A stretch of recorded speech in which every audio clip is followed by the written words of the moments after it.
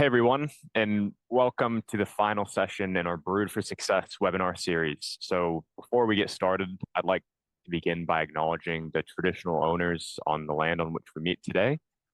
And I'd like to also pay my respects to elders past and present and extend that respect to any Aboriginal or Torres Strait Islander people joining us. If you don't know me, my name is Will. I'm from Checkmate, and I'm going to be your host for today's session. So over the last few weeks, we've been diving into a lot of different things around employer branding. So from understanding its value and building your business case to actually turning that strategy into action. And today we're wrapping things up by handing the mic over to the experts. And just a little bit of housekeeping to begin with. The session is being recorded, so keep those smiles on your faces. I can see that Sarah's turned on her camera, which is awesome. If you guys, everyone else wants to turn on their camera too, go for it.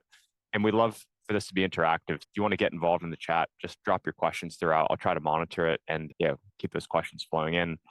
And maybe to help us kick that off, just pop into the chat now and tell us what's one thing you've tried or want to try recently when it comes to employer branding.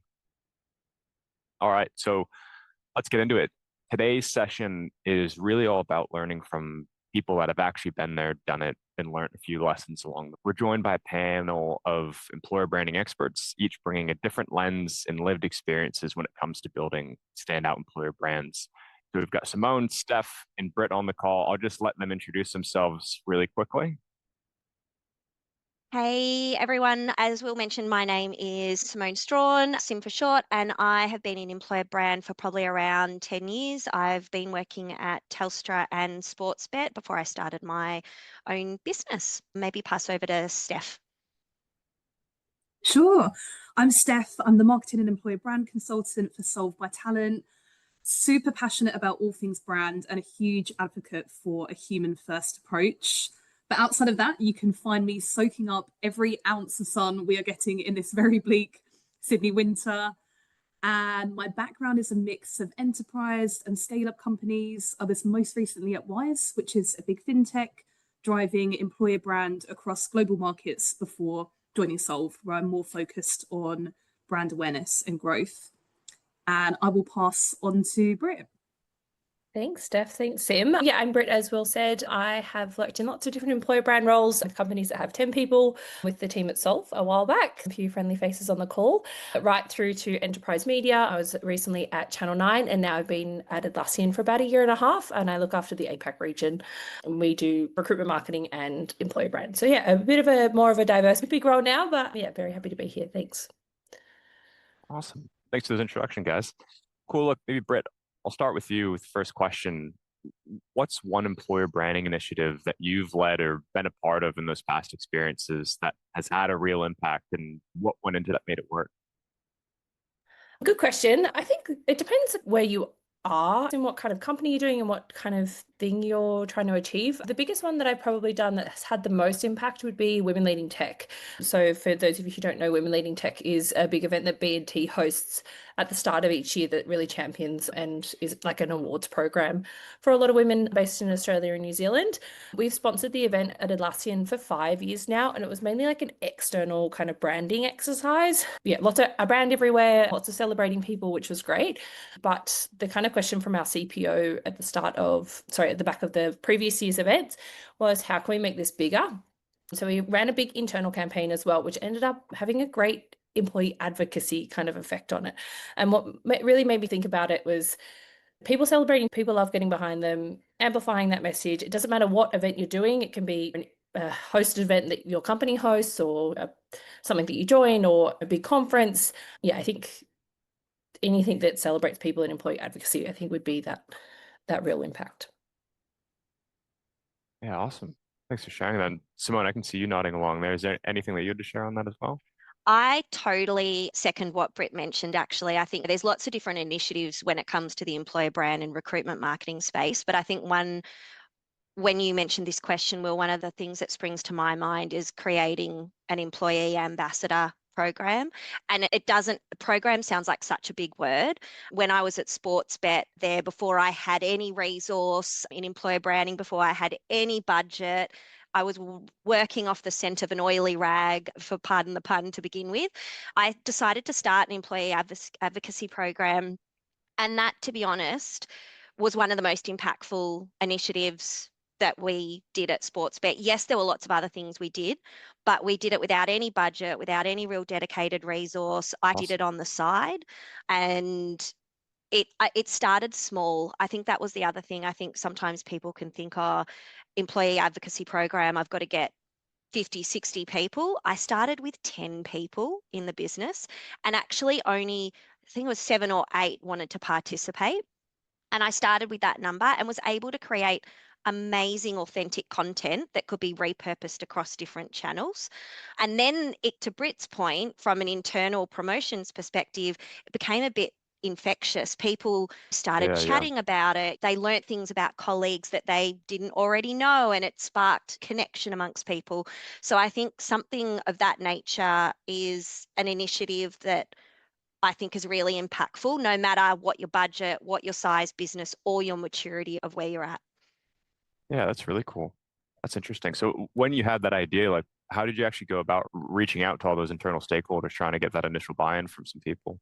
Yeah, on our recruitment strategy, I was in the head of talent role. Our recruitment strategy, I feel like everyone in this period of time, it was 2021, we were recruiting a whole lot of roles, but we needed 200 software engineers along with the rest of the world.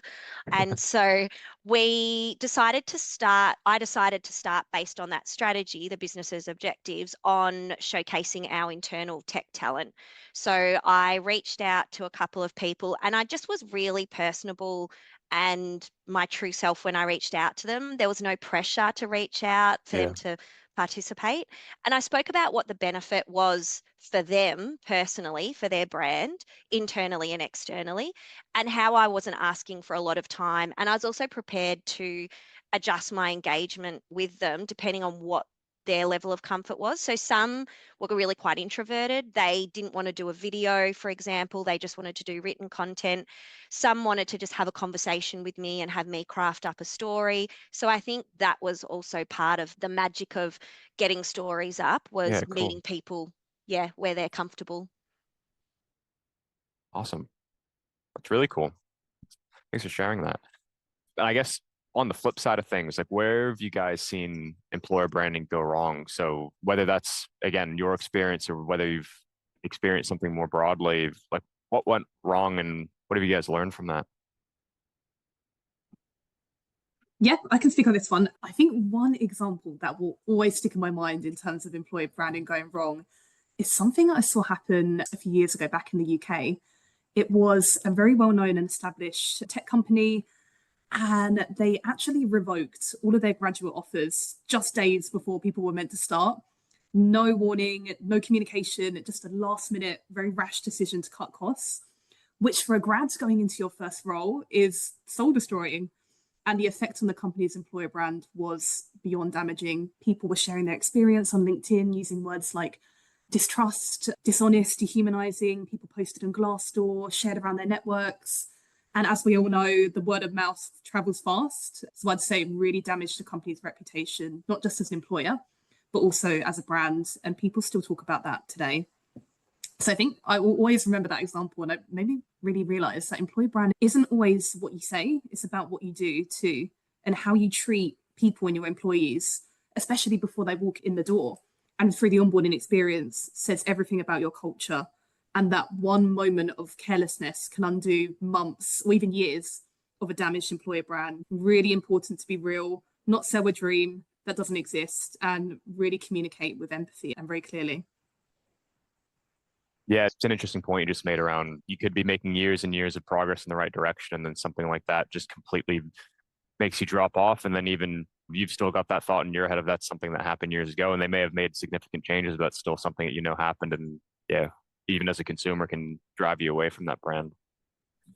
Yeah, 100%. I will always, whenever I see them now, I always think that's just sticks in my mind. And I'm Yeah, like, if yeah, they treat people like that, what would it mean to work there? So, yeah, I think on that point as well, like that happens a lot. And I don't think people talk about it a lot. Like grads changing, companies changing. I think now working at a bigger company, like you do have a lot more visibility what's going on in big tech. And Meta does it, like all the big companies do it in all the regions. This stuff does happen, really unfortunately. But I think the difference is with the big tech companies or other companies that do have had this experience is if they bring employer brand into the room when they're having these conversations. Because you think about hiring Sometimes you think, oh, employer brand's only about growth and hiring people. It's also about managing like that negative perception, as Steph, you were saying. Yeah. That negativity can really derail a brand faster than you could ever possibly build it. But if employer brand is brought into the room and kind of managing those conversations, creating language around it, and even just sharing with leadership what the risk is from the brand perspective, I think that there is a big opportunity to be able to control that,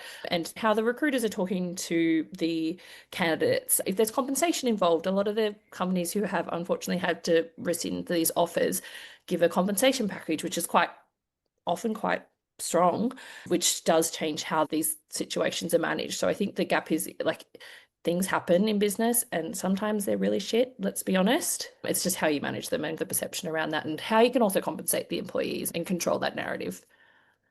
Yeah, definitely. Oh, awesome. Okay, Simone, do you have anything to add to that? Yeah, my dog's joined New the visitor? webinar. Yeah, new visitor. So welcome, Thistle. Thank you for being your most active during the webinar.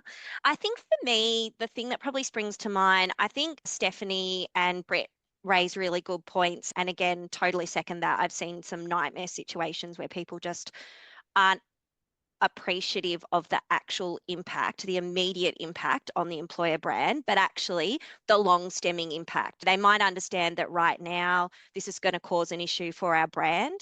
What about in 12 months' time when people are still rightfully pretty peeved off about the experience they've had? So I think that's definitely a great point. The two quick things that spring to my mind that I think are the biggest, probably things where I've seen employer brand go wrong, is where you're not clear on what you're solving for, and you're also not clear on what you're measuring. So I think that digs our own grave, if you like, if we're not really clear on that. And it doesn't mean you have to track a million different metrics. It could be one metric that you're committed to tracking to show positive impact of the initiative that you're performing.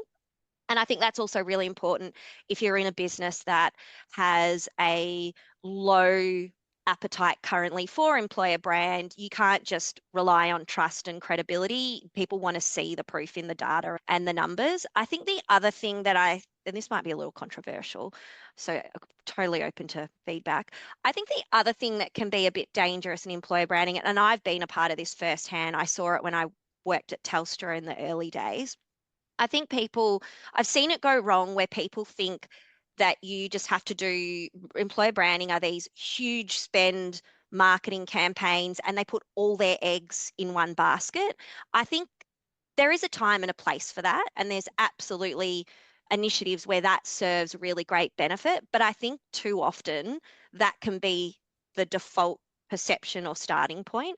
And I actually think putting your eggs all in one basket is super risky, because a true holistic employer brand approach should have a couple of different facets to it across a couple of mediums, a couple of channels, different types of content, and it can be Yeah. low cost and budget. It doesn't have to be these big 50, 100K videos or whatever it might be. Yes, that can serve a purpose, but I know from firsthand, and was a part of it myself at Telstra, we had amazing content and we had really massive budgets, and we had a really strong consumer brand, and our marketing team had a lot of budget as well. And I think we sometimes would get a bit swept up in that and actually forget that the simpler things can be, in some instances, a lot more effective. So I Yeah. think that's sometimes where I think employer brand initiatives can go wrong. And I've been the first person to get swept up in that as well in the past. Everyone's human.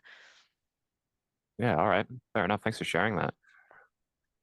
So I'm really interested to hear you guys' thoughts on this, because you all obviously have experience at pretty large companies, and curious to see how you've in the past balanced being aspirational versus authentic with your employer branding. So obviously trying to show the best of the best in your employer branding, but also being a bit realistic in what that actually looks like.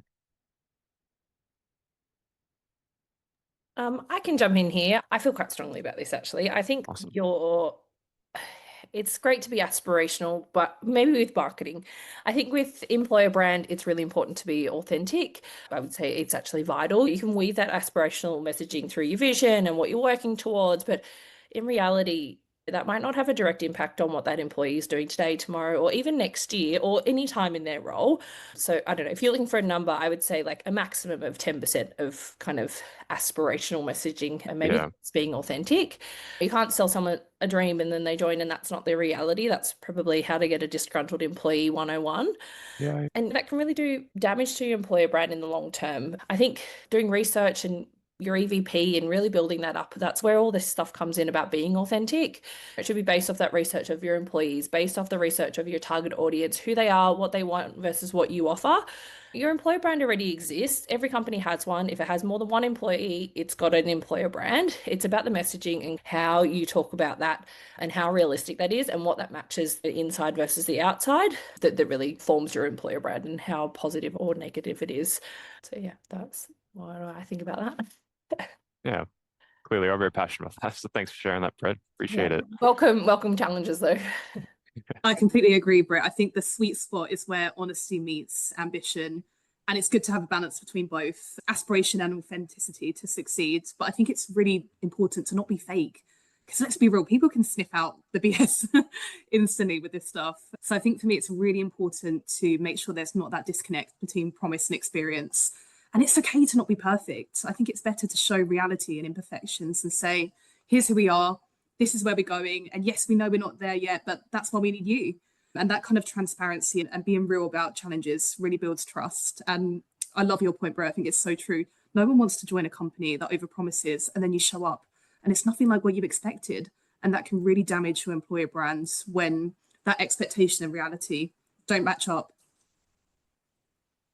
I think that's a really good point, Steph. And I think the other call out there as well is no one wants to work for a company that's portraying messaging out externally that's not the reality of what they're experiencing. And I think people can forget, people often think of employer brand as this outward facing aspect, but actually employer branding is for your current employees as well. It's just as much a retention tool as it is an attraction tool. And I think there's no quicker way to really peeve off people than promoting a message externally that your current team members aren't experiencing. And I think aspirational's really awesome, but I think my best advice for businesses when they want to do that is be clear about when you're being aspirational. So if you're communicating something that isn't the lived experience right now, there and it is aspirational and you've got these really exciting future plans, be clear that it is an aspiration. Don't miscommunicate that it's a current lived experience, because that creates a future of where you're going, which can be an attraction card or a retention card for people.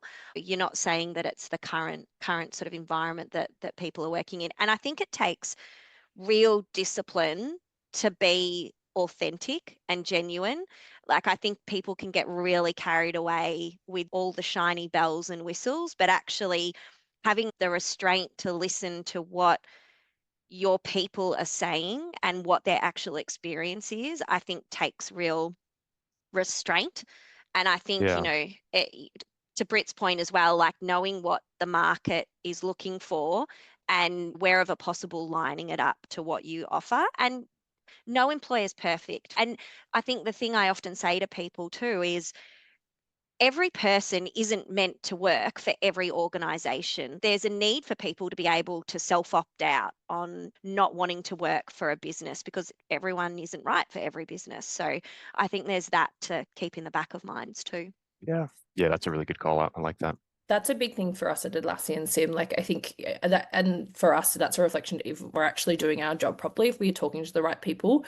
Because as you probably know from working at Telstra and Sports, but the bigger your brand is, the more top of funnel, the more applications you get, the more work it is actually for the TA team. You need to make sure that quality of hire is there. And if your employer brand message is on point, you should be getting the right people in the funnel, not necessarily the most people in the funnel. And I don't know, the people we're trying to attract at Atlassian are like the nerdiest nerds. There is That's so cool. They could, like, I don't know, some of them love F1, like that's really cool. But for the most part, our like software engineers, their favorite thing to do is to catch up in a small group. They don't like big settings. They like 10 people and they're like sitting around a table and talking, like just a round table format, nothing fancy. and talking about all the nerdy stuff. And I'm not kidding. I sit there and I'm so lost about all the things that we're working on, but they get so worked up about all these, I don't know, how to make something fast or how to Yeah. migrate it better Yeah, or how to manage these different workloads or how different companies are doing it. And the way that we get buy-in from a lot of our candidates is actually sharing what we're working on at the moment. And then they feel connected to that and then they're a bit more interested in the work that we're doing. Like even we did a big piece of research around Team Anywhere. I think remote work for a lot of people in tech feels like kind of table stakes now. It's not really a key. It's not the biggest thing that people are always after in those high tech, more senior level. I think they feel like that if they're the right person, they'll get what they want anyway. Yeah. I think you're right. And what better way to attract future people to the organization than that's their love language, for want of a better term. I remember the data scientists at Sportsbet, they could literally talk for hours about machine learning and different algorithms, and I'd have no idea what they were talking about. But we'd run an after work kind of seminar for attracting people, and the conversation would go off on absolute tangents and people would nerd out, but that's what kind of attracted them. And I think one of the things I was really clear with the executive at Sportsbet when I took on the employer branding role, because I thought this could be, I wanted the challenge because Sportsbet is not a brand that, is for everyone. I was really clear. I think this is something else that's important. I was really clear with who we were trying to attract and who yeah, we weren't. So with our brand and some of the contentiousness of it, we're not trying to appeal to 100% of the population with our sporting brand. We aren't looking to attract the people that necessarily are diehard sports fans because they're probably likely to come to us maybe anyway. We're not looking to convince the people that have strong views on what we did. It's that middle population that are on the fence, which is where we were focusing our employer branding work. And I think it's being respectful of people's personal views and choices as well. But yeah, I can totally assimilate, Britt, with what you mentioned. Yeah. And just to close off that roundtable comment and all of that kind of coming together, I think the biggest thing that I found that works with this space and just to link back to the question, that aspirational versus authentic, you almost don't need to do that. Like the way I position those events is always like knowledge sharing, value add. If you say to these people, come to our recruitment event, you're probably not going to get the cream of the crop. So that's probably one key kind of takeaway there. And then you don't really have to think about this aspirational, authentic. yeah. Actually. Yeah, awesome. Okay.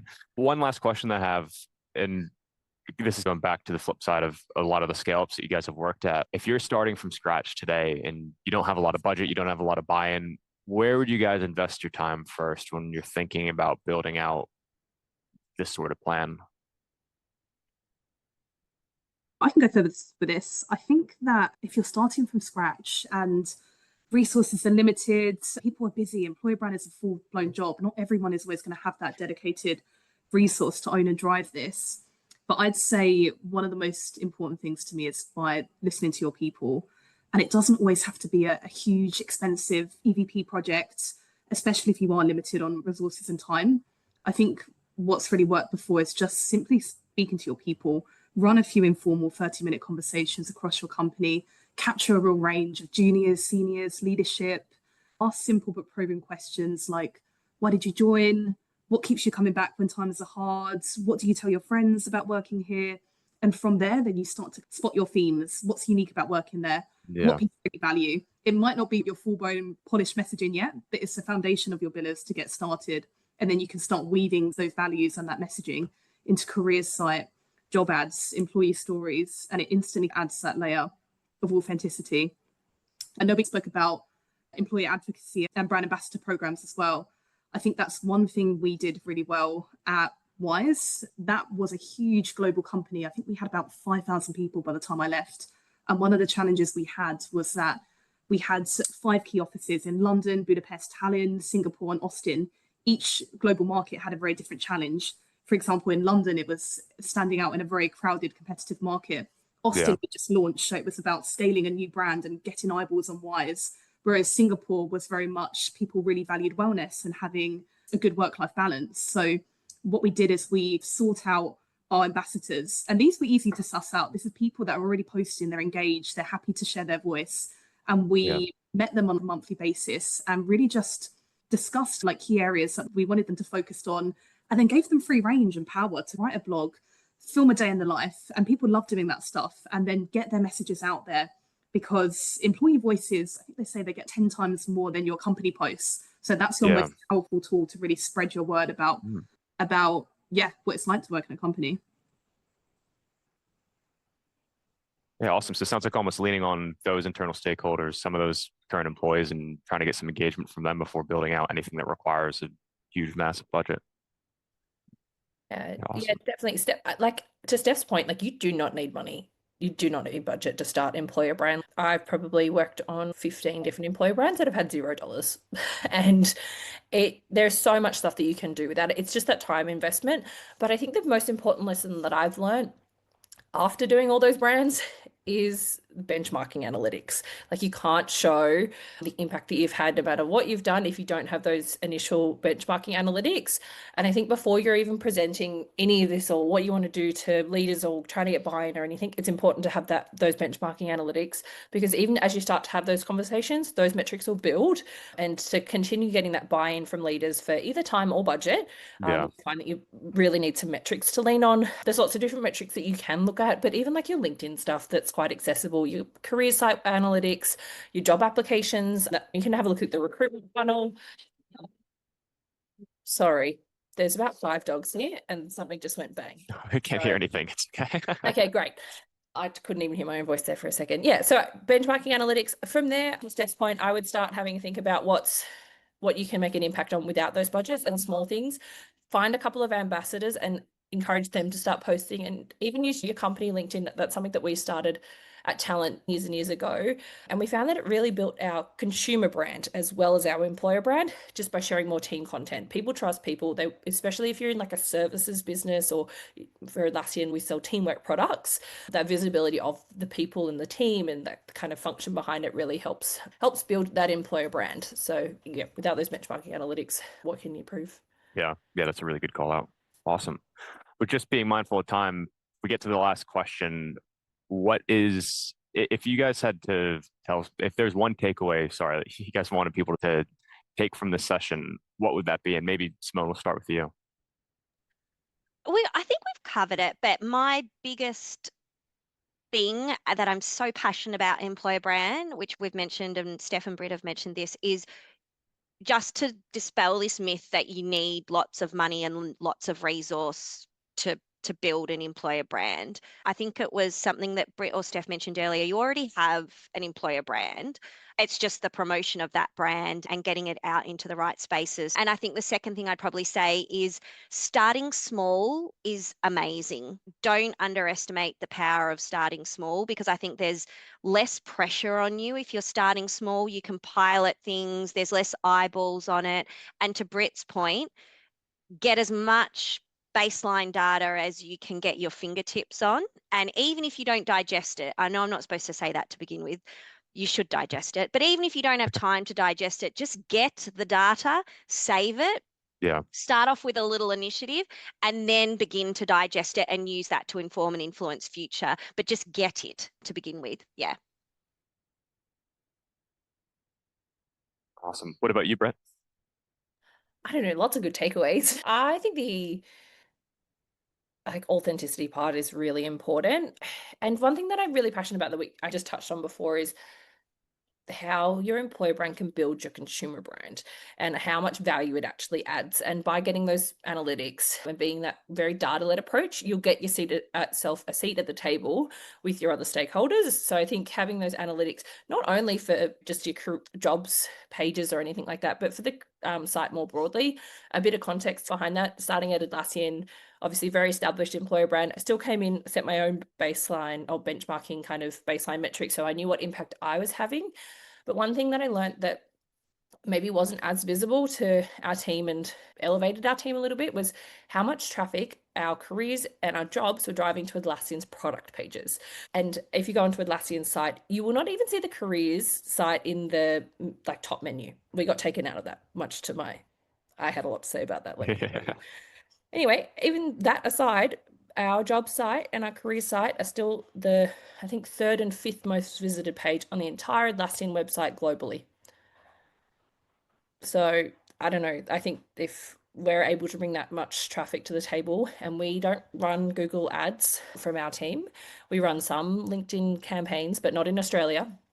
And we're still showing up that strongly. So I think demonstrating that value, and employer brand has a huge ability to influence customers and employees internally and externally. That's something that's come up this year. It's not new, of course, but Britt, that's something that's come up as one of the trends. I don't know, Steph and Britt, you've seen this, but the various people out there saying what trends are coming in employer branding. It's not a new trend, but the actual power that your employer brand can have on your consumer brand. And it's something that in Australia in particular isn't really leveraged or recognized. So yeah, awesome point. Haven't seen that. I would love, if you could share that soon. I'll share it with you. Yeah. I feel like I rabbit on about this all the nerding time. out. Yeah. Thanks.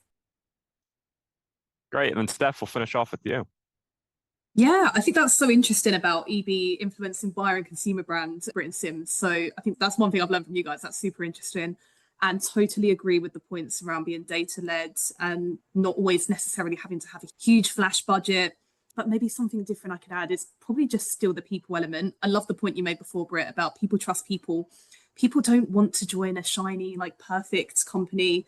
So I think being authentic, storytelling, and building that trust and being vulnerable as well as being real about imperfections is just as important.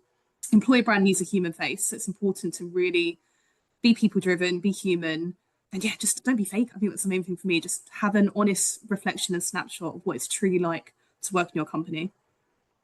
Yeah, 100%. Awesome. Cool. We'll close it out there. Really appreciate all of your time. Really awesome hearing from some experts on this. It's not a topic that I have a ton of knowledge on. So yeah, it's really cool to hear your guys' personal experiences with it. So yeah, greatly appreciate you guys joining today, and catch you next time. Thanks so much.